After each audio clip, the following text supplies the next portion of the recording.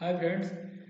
एक बार आपका फिर से स्वागत है मेरे इस यूट्यूब चैनल edu4 में। और जैसे कि ये मेरा फर्स्ट वीडियो है और इस वीडियो में मैं आपको क्लास 10th एनसीईआरटी मैथमेटिक्स का मैं चैप्टर नंबर 12 से स्टार्ट करने जा रहा हूँ।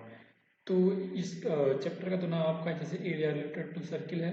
तो इस चैप्टर में हम जैसे सर्किल का जो भी पहले हम कंसेप्ट समझेंगे एंड देन हम कुछ प्रॉब्लम्स भी देखेंगे।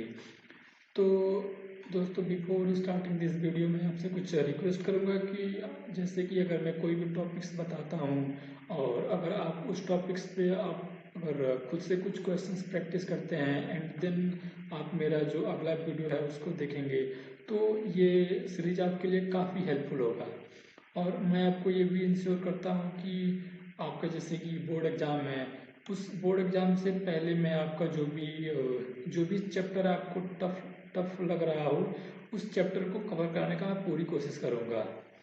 ठीक दोस्तों, तो आज हम चैप्टर 12 स्टार्ट करते हैं।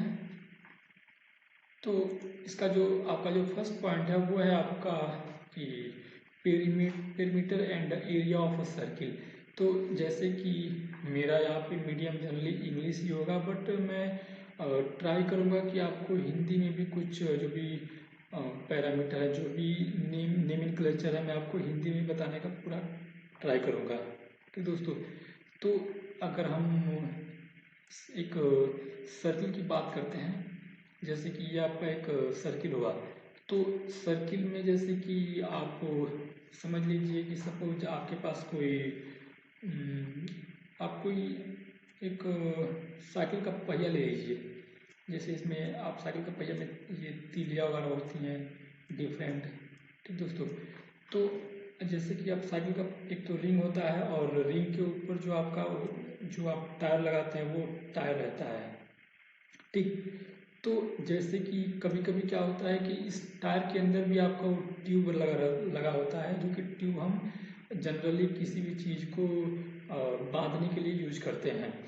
तो जैसे कि अगर आप एक सर्किल का जो पेरीमीटर होता है उस पेरीमीटर को हिंदी में उसको परिमाप बोलते हैं।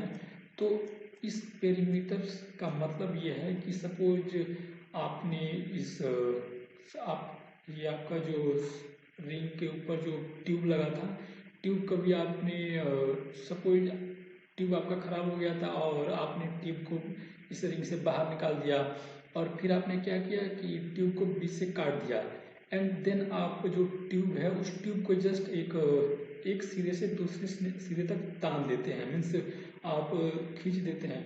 तो आपका ट्यूब जो होगा कुछ इस शेप में आ जाएगा, मीन्स वो एक स्ट्रेट लाइन में आ जाएगा।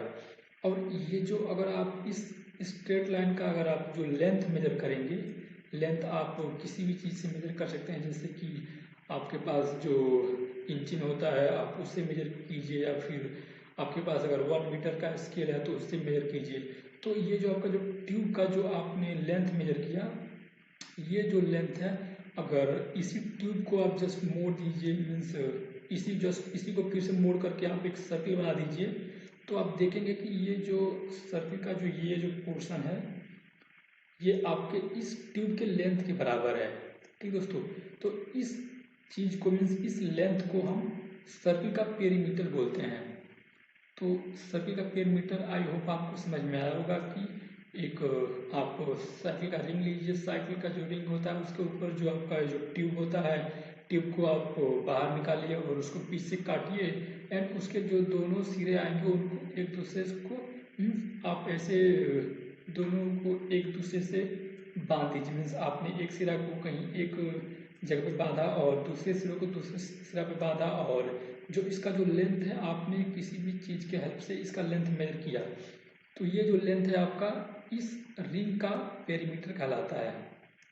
ठीक दोस्तों, और इसका अगर आपको फॉर्मूला जैसे याद करना है तो जैसे कि ये आपका रिंग है तो इसका कुछ रेडियस होगा। रेडियस मीन्स जैसे कि अगर ये कोई सर्किल है, इस सर्किल का सेंटर O है, तो इस सेंटर से जो सर्किल पे हम कोई एक पॉइंट लेते हैं, जैसे P हमने पॉइंट लिया, तो इस सेंटर से और इस पॉइंट के बीच का जो डिस्टेंस होता है हम उसको R बोलते हैं और इसको रेडियस भी बोलते हैं। तो तो सपोज आपका ये जो आपने साइकिल का रिंग लिया था, इस रिंग का आपका रेडियस r था, तो आपका जो पेरीमीटर होता है वो 2πr होता है। ठीक दोस्तों, तो जैसे हम पेरीमीटर को सरकमफेरेंस भी बोलते हैं, तो या तो आप सरकमफेरेंस बोलिए या फिर पेरीमीटर बोलिए या फिर आप उसको हिंदी में परिमाप बोलिए। तो किसी भी सर्कल का जो परिमाप होता है उसका फॉर्मूला आपका 2πr होता है।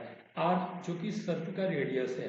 अब पाई एक कांस्टेंट वैल्यू है जो कि कभी चेंज नहीं होगा, और इसका जो वैल्यू होता है वो जनरली 22/7 होता है। ठीक दोस्तों, तो ये आपका पाई का वैल्यू होता है। तो आई होप आपको सर्कल का जो पेरीमीटर होता है या फिर उसको आप सरकमफेरेंस भी बोलिए, उसका आपको जो वैल्यू आता है वो 2πr होता है, और ये एक लेंथ होता है। तो इसलिए जो सरकमफेरेंस का जो यूनिट होगा वो आपको क्या आएगा, मीटर में होगा, मीन्स 2πr मीटर। ठीक दोस्तों, तो ये तो हो गया आपका पेरीमीटर ऑफ अ सर्किल। अब हम बात करते हैं एरिया की। तो एरिया क्या होता है कि सपोज हमने एक ये सर्किल लिया, ठीक, तो ये अगर सर्किल की बात करेंगे तो ये सर्किल मैंने इस पेज पे ड्रॉ किया, तो ये सर्किल कुछ स्पेस ले रहा है, मीन्स कुछ तो एरिया ले रहा है। जैसे ये जो जितना पार्ट में कवर कर रहा हूँ, ये पार्ट तो ये जो सर्किल जो मैंने बनाया था ये इसने कवर कर लिया, राइट। अब इस जितना पार्ट को मैंने कलर किया है, अब इस पार्ट में कुछ और तो लिख ले सकता हूँ, मीन्स इस सर्किल ने इतना पार्ट कवर कर लिया, मीन्स इतना एरिया कवर कर लिया। तो जैसे कि सपोज ये पूरा मेरा व्हाइट बोर्ड है और इस पे कुछ ये कलर्ड है, तो ये कितना है, मीन्स इसका कितना अमाउंट है, तो उसको जनरली हम एरिया से रिप्रेजेंट करते हैं। तो एरिया को जनरली हम ए से लिखते हैं। सपोज एरिया ए है तो इसका वैल्यू कितना आएगा, जैसे सपोज आपका ये सर्किल था जिसका सेंटर O था और आपका रेडियस R था, ठीक। तो आपका जो इस सर्किल का जो मीन्स कितना एरिया में कलर्ड हुआ है उसका आपका जो फॉर्मूला होता है वो πr² होता है, πr²। तो ये फॉर्मूला आप याद रखिए किसी भी सर्किल के एरिया का, और इसको हम हिंदी में क्षेत्रफल भी बोलते हैं। तो दोस्तों इस पेज पे आपके जो 2 पॉइंट्स हैं वो एक है कि किसी भी सर्किल का पेरीमीटर या फिर आपका जो सरकमफेरेंस होता है वो 2πr मीटर होता है, और किसी भी सर्किल का जो एरिया होता है वो आपका πr² होता है, और इस एरिया का जो यूनिट होता है वो मीटर स्क्वायर होता है। आप जनरली हम इसको मीटर की पावर 2 लिखते हैं, मीन्स मीटर स्क्वायर। क्यों, क्योंकि इसमें r जो कि एक लेंथ है वो 2 बार मल्टीप्लिकेशन होगा, मीन्स मीटर गुणे मीटर इक्वल टू मीटर का स्क्वायर। तो ये आपका एरिया πr² होता है और इसका जो यूनिट होता है वो मीटर स्क्वायर होता है। तो ये मैंने आपको perimeter and area of circle बताया। अब हम इस पे कुछ क्वेश्चंस देख लेते हैं। तो ये मैंने फर्स्ट एक आपका प्रॉब्लम लिया है, और इस प्रॉब्लम को अगर आप, जैसे मैंने यहाँ पे इंग्लिश में लिखा है बट मैं आपको हिंदी में भी समझाऊंगा कि ये प्रॉब्लम क्या है और हम इसको कैसे सॉल्व करेंगे। तो इस प्रॉब्लम में क्या है कि यह है कि the cost of fencing a circular field at a rate of 24 पर metre is 5280। The field is to be plowed at the rate of 0.5 per meter square. Find the cost of plowing the field. ठीक दोस्तों, तो इस problem में अगर आपके पास कोई हिंदी का बुक है तो अगर उसमें अगर आप पढ़ेंगे तो आप इजीली समझ पाएंगे कि इसमें प्रॉब्लम में ये बोल रहा है कि सपोज कोई एक सर्कुलर फील्ड है, ये कोई सर्कुलर फील्ड है, और यहाँ पे जैसे कि यहाँ पे जैसे सर्कुलर फील्ड है तो यहाँ पे वॉल्स होंगे, मीन्स दीवार चले होंगे। ये कुछ फील्ड्स के चारों ओर दीवार चले हैं ताकि कोई भी बाहर से अंदर ना आ पाए, मीन्स कोई एक गेट होगा, उस गेट के थ्रू ये कोई बाहर जाएगा तो जाएगा, अदरवाइज और किसी जगह से कोई एंटर नहीं आ सकता। तो ये आपका एक दीवार है जो कि इस फील्ड के चारों ओर चले हैं। ठीक दोस्तों, तो फेंस मतलब क्या होता है कि जैसे कि फेंस मतलब क्या होता है कि सपोज आपने आपको इस फील्ड के चारों ओर एक वायर दौड़ाना है, मीन्स वायरिंग करना है। इस फील्ड के चारों ओर आपको वायरिंग करना है, वायरिंग यहाँ पे कर रहे हैं, ठीक है। तो आप देख सकते हैं कि आप जो वायरिंग कर रहे हैं इसका लेंथ कितना होना चाहिए कि ये आपका पूरा फील्ड को कवर कर ले। तो दोस्तों, तो आप ये देख सकते हैं कि ये आपने वायर को यहाँ से स्टार्ट किया था और फिर आप वायर को पूरा सर्कल घूम करके आप यहाँ आ जा रहे हैं। तो सपोज आपका जो वायर का जो टोटल लेंथ था वो L रहा। तो इस क्वेश्चन में ये बोला है कि अगर ई अगर 24 रुपये लगते हैं पर मीटर पे, मीन्स अगर आप 1 मीटर वायर लगाते हैं तो आपके 24 रुपये लगते हैं। तो आप देख सकते हैं कि आप इसको ऐसे लिखिए कि आपका अगर 1 मीटर आप वायर लेते हैं तो आपका कितना रुपये लगता है, 24 रुपये लगता है। रेट आपका जो दिया है आप इसको ध्यान रखिए कि RS24 पर मीटर, मीन्स 1 मीटर पे आपको 24 रुपये लगता है। तो उसने ये बोला है कि ये जो आपने टोटल वायर जो इस फील्ड के चारों ओर लगाया है, इस टोटल वायर को लगाने का जो आपका कॉस्ट आया है वो 5280 रुपये आया है। इट मीन्स ये जो आपने L लेंथ का जो वायर इस फील्ड के चारों ओर लगाया है उसका कॉस्ट आपको 5280 आया है। तो अगर हमने तो यहाँ पे L लिया है, एक मिनट दोस्तों हो गया। तो जैसे हमने यहाँ पे L लिया है, मीन्स देखिए रेट तो आपका ये है कि 1 मीटर में आपको 24 रुपये लगेंगे, ठीक। और अगर आपको L मीटर की बात करते हैं, L मीटर की तो आपको क्वेश्चन के हिसाब से कितना दिया है, 5280 दिया है, 5280, ठीक। तो आप यहाँ से ये भी देख पाएंगे कि जैसे कि आपने 24 रुपये लगाया तो आपका 1 मीटर लगा, 1 मीटर बना। ऐसे ही अगर आप जैसे कि 5280 लगाते हैं तो आपको कितना मीटर बनेगा, L मीटर बनेगा, L मीटर बनेगा, ठीक। तो आपको यहाँ से अगर आपको L की वैल्यू जो फाइंड आउट करना है वो आपको यहाँ से देख सकते हैं, या फिर एक सिंपल एग्जाम्पल भी, सिंपली भी आप यहाँ समझ सकते हैं कि जैसे मैंने यहाँ पे लिखा है कि फेंसिंग रेट आपका 24 रुपये पर मीटर है और टोटल कॉस्ट आपका इतना आया है। तो जैसे कि सपोज ये तो आपका सर्कुलर फील्ड था, तो सपोज इसका एरिया आपका इसका रेडियस आपका आर है। तो रेडियस आर है तो इसका जो सरकमफ्रेंस आएगा जो कि पेरीमीटर है होता है वो आपका कितना आएगा, 2πr आएगा। तो या फिर आप यहाँ से भी समझ लीजिए कि ठीक है, इसमें यह है कि जैसे कि हाँ कि ठीक है,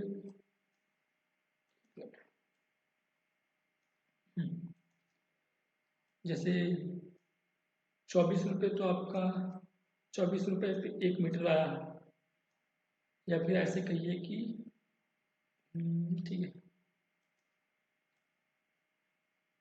जैसे आपका जो यहाँ से L की जो वैल्यू है ना, L की वैल्यू आपका ये आएगा 5280 डिवाइड बाई 24। ये आप इसी ऐसे समझ सकते हैं कि आपने अगर 24 रुपये दिया तो आपका 1 मीटर का वायर लगा, और अगर आप 5000 देते हैं तो आपका L मीटर का वायर लगा। तो मीन्स L की वैल्यू जो कितना होगा, L का वैल्यू मीन्स आप अगर इस 5280 में अगर 24 से डिवाइड कर देंगे तो आपका L का वैल्यू आ जाएगा। तो ये वैल्यू हमने L का यहाँ से फाइंड आउट किया है जो कि आपको 220 मीटर आएगा। और ये जो L है जो कि total length of the wire जो कि आपके फील्ड के चारों ओर लगा है, और ये क्या होगा आपका इस सर्कल का सरकमफेरेंस होगा। ठीक दोस्तों, तो ये आपका सरकमफेरेंस सर्कल का जो कि कितना आया है L के बराबर, और L की वैल्यू कितनी आई है 220 मीटर। और जैसे अगर इस सर्कल का रेडियस R है तो इसका सर्कमफेरेंस क्या होगा, 2πr होगा। तो 2πr को अगर आप 220 के के बराबर करेंगे तो आपका आर का वैल्यू कितना आएगा, आप 220 डिवाइड बाई 2 पाई, आप पाई का वैल्यू 22/7 रखिए और देन आप ये कैलकुलेशन करेंगे तो आपका जो आर का जो वैल्यू आएगा वो 35 मीटर आएगा। मीन्स इस फील्ड का जो रेडियस होगा 35 मीटर आ जाएगा। तो दोस्तों अगर आपको इस फील्ड का रेडियस पता है तो आप इस फील्ड का जो एरिया है वो आप पाई आर स्क्वायर के फॉर्मूले से आप इजीली निकाल सकते हैं। यहाँ पे थोड़ा एक मिस्टेक, ये पाई आर की पावर 2 है, इसलिए आर की पावर 2 है, ये यहाँ पे 2 नहीं है। तो एरिया को क्या हो जाएगा, पाई आर स्क्वायर। तो आप पाई का वैल्यू 22/7 रखिए, देन आर का वैल्यू 35 है, 35 का स्क्वायर कीजिए।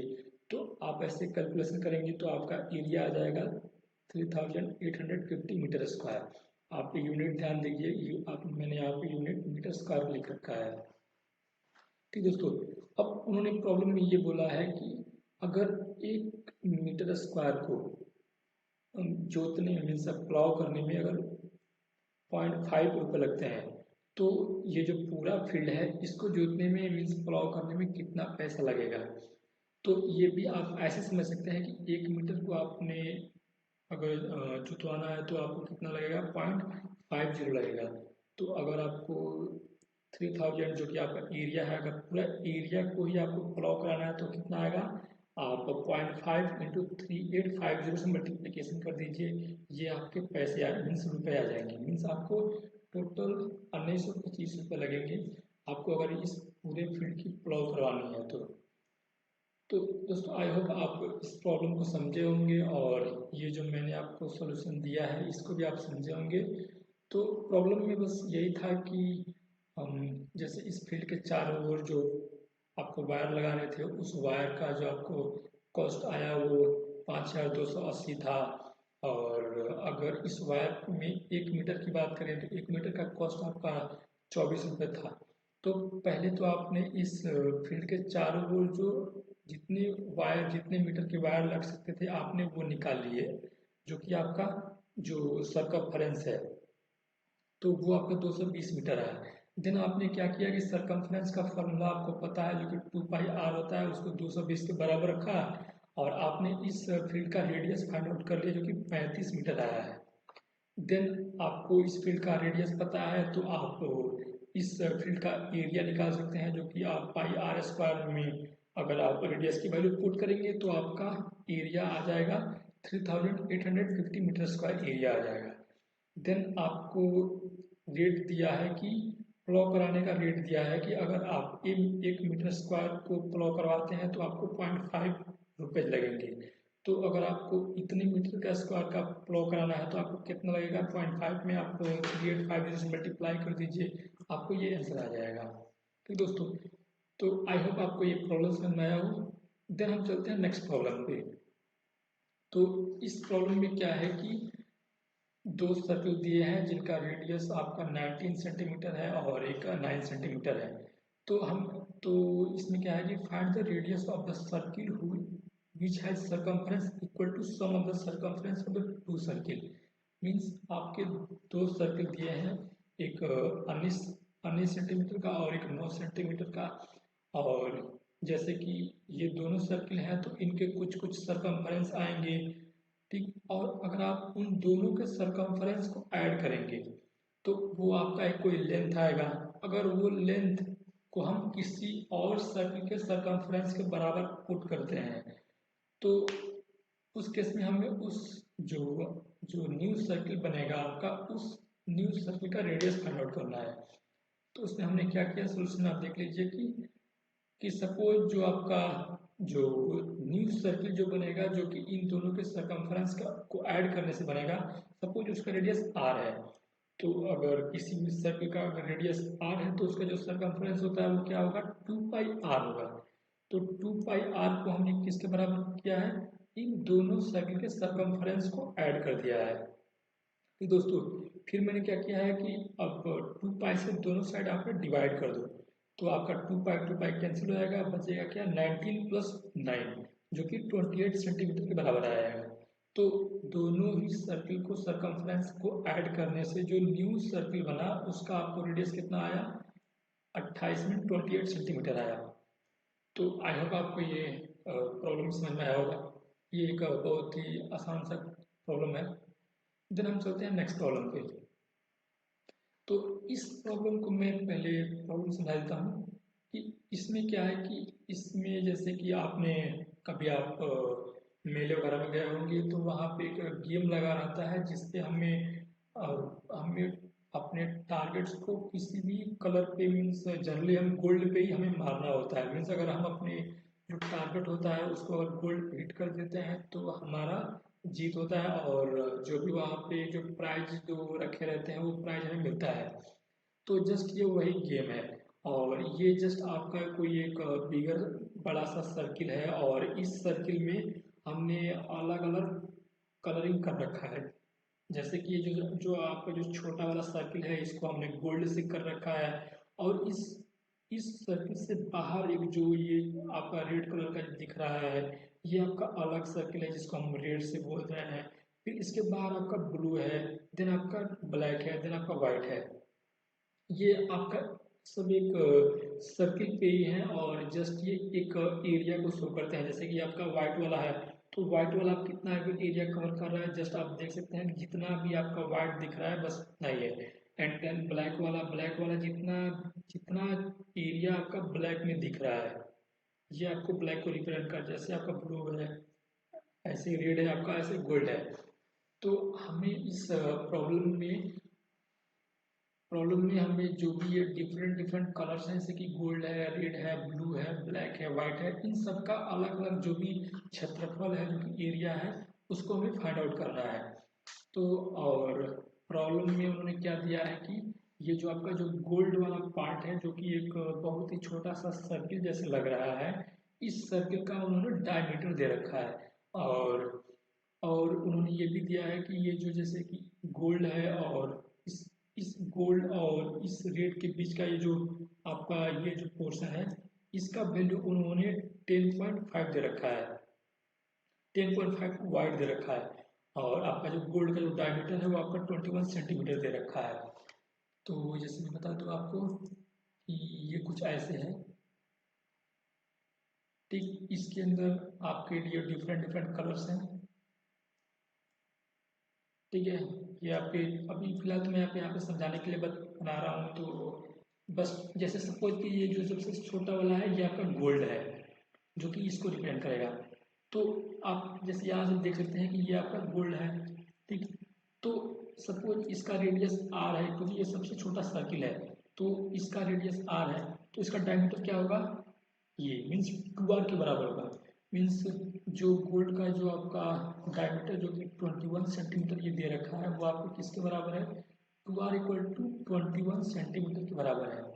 देन उन्होंने क्या बोला है कि ये जो आपका डिस्टेंस है ये ये जो डिस्टेंस है ये आपका 10.5 दे रखा है। ठीक, ऐसे ही ये जो डिस्टेंस है ठीक ये भी आपका 10.5 दे रखा है। तो अब हमें फाइंड आउट ये करना है कि जैसे कि ये अगर हम गोल्ड की बात करें तो ये गोल्ड कितना एरिया छेक रहा है, मीन्स कितना एरिया कवर कर रहा है। जैसे जितना मैं ये कलर कर रहा हूँ ये गोल्ड का एरिया है। ऐसे ही जैसे गोल्ड के बाहर आपका रेड है तो ये रेड कितना एरिया कवर कर रहा है, जितना मैं कलर कर रहा हूँ ये रेड कलर का एरिया है। ठीक है इसको, और ऐसे ही जो आपका उसके बाहर ब्लू है तो ब्लू कितना एरिया कवर कर रहा है। तो ये बस आपको यही फाइंड आउट करना है। तो अगर आप इसके सॉल्यूशंस को देखेंगे तो अगर आप सपोज जैसे यहाँ पे मैंने इसी सेम चीज़ को यहाँ पे बनाया है कि जो फर्स्ट सबसे आपका जो छोटा वाला सर्किल है उसको हमने गोल्ड लिया है। देन और इस गोल्ड का रेडियस हमने R1 लिया है। देन उसके बाहर जो आपका रेड है उसको हमने एक बड़े सर्किल से रिप्रेजेंट किया है और उसका रेडियस R2 लिया है। मीन्स हम सेंटर से जो मीन्स इस पट्टी की जो डिस्टेंस मेजर कर रहा है उसको R2 बोल रहा है। तो ये आप देख सकते हैं कि जो इनर वाला पार्ट है उसका मीन्स ये टोटल एरिया हमने A1 माना है। देन आपका जो उसके बाहर जो बिगर सर्किल बना है उसका एरिया A2 लिया है। देन उसके बाहर जो बिगर एरिया बना है उसका एरिया A3 लिया है। Then A4 then A5। तो अब हमें जो फाइंड आउट करना है वो आपका A1 का वैल्यू जो कि A1 का वैल्यू आपका गोल्ड होगा, देन आपका A2 माइनस A1 जो कि आपको रेड को रिप्रेजेंट करेगा। आपका A2 जो है, सॉरी, जो आपका रेड का जो एरिया है वो जस्ट आपका ये है, ये पार्ट है। जितना मैं कलर कर रहा हूँ ये आपका जस्ट यही पार्ट है। तो आपका इस पार्ट का आप एरिया कैसे फाइंड आउट करेंगे? तो अगर आपको इस बड़े सर्किल का रेड एरिया पता है एंड आपको छोटे सर्किल का एरिया पता है, तो आप जस्ट बड़े वाले में से छोटे वाले को घटा दीजिए, तो जो भी बचेगा वो आपका ये वाला पोर्शन बचेगा जो कि मैंने कलर किया है। ठीक दोस्तों, तो इस कंसेप्ट के बेसिस पे ही हमने जो डिफरेंट डिफरेंट कलर्स की जो पट्टी है उनकी एरिया फाइंड आउट किया है। तो उसके पहले हम जैसे A1 A2 A3 A4 A5 की वैल्यू अगर फाइंड आउट करना है तो आप कैसे करेंगे?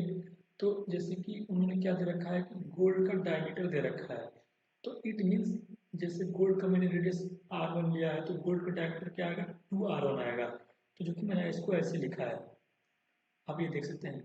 तो 2R1 इक्वल टू 21, तो R1 कितना आ जाएगा? 10.5 आ जाएगा। ठीक, अगर R1 आपका 10.5 आ गया तो अगर आपको R2 फाइंड आउट करना है तो R2 आपका क्या है? ये यहाँ तक जो कि R1 है, यहाँ तक जो कि आपका R1 है, देन आप इन दोनों बीच के इन दोनों के बीच का जो डिस्टेंस है जो कि 10.5 है आपका, आपको ऐड कर देंगे तो आपका R2 आ जाएगा। मीन्स R2 आपका कितना आएगा? 10.5 प्लस 10.5 पर 21। ऐसे अगर आपको R3 फाइंड आउट करना है तो आप क्या करेंगे? इस R1 में एक ये डिस्टेंस और एक ये डिस्टेंस ऐड कर दीजिए तो आपको R3 आ जाएगा। ऐसे ही आप R4 में 10.5 और एक्स्ट्रा ऐड कर दीजिए, ऐसे ही R5 में आप 10.5 और एक्स्ट्रा ऐड कर दीजिए। तो इसके इसके थ्रू आप देखेंगे कि जो आपका जो गोल्ड वाला है उसका जो सर्किल बन रहा था उसका रेडियस 10.5 है, और उसके बाहर जो बड़ा वाला सर्किल बन रहा है उसका रेडियस 21 सेंटीमीटर है, और उसके बाहर जो ये बड़ा वाला सर्किल बन रहा है उसका रेडियस 31.5 सेंटीमीटर है। एंड देन उसके बाहर वाला ये जो बड़ा सर्किल बन रहा है उसका रेडियस 42, एंड देन आपका जो सबसे बड़ा वाला सर्किल है मीन्स जिसका रेडियस R4 है, आप यहाँ से देख सकते हैं कि मैंने डिनोट किया है। R5 का एरिया आपका आ जाएगा, सॉरी रेडियस आ जाएगा आपका 10.5 मीन्स 5 टाइम 10.5 मैंने ऐड किया है तो आपका 52.5 सेंटीमीटर आपका इस बड़ी वाली सर्किल का रेडियस आ जाएगा। देन आपको क्या फाइंड आउट करना है? पहले इस A1 का एरिया फाइंड आउट करना है जो कि आपका पाई R1 स्क्वायर हो जाएगा, तो ये आप निकाल सकते हैं। ऐसे ही इससे जो बड़ा जो सर्किल A2 है उसका आप एरिया फाइंड आउट कर लीजिए पाई R2 स्क्वायर से। ऐसे ही A3 का फाइंड आउट कर लीजिए, A4 का A5 का आप ऐसे ही फाइंड आउट कर सकते हैं। ठीक दोस्तों, तो अब आप यहाँ से देखिए कि आपका जो गोल्ड का जो एरिया है वो तो आपका A1 है, तो इसलिए एरिया ऑफ गोल्ड कितना है? A1 के बराबर है, और किसके बराबर है? जो कि आप कैलकुलेशन करेंगे तो 346.36 आ जाएगा।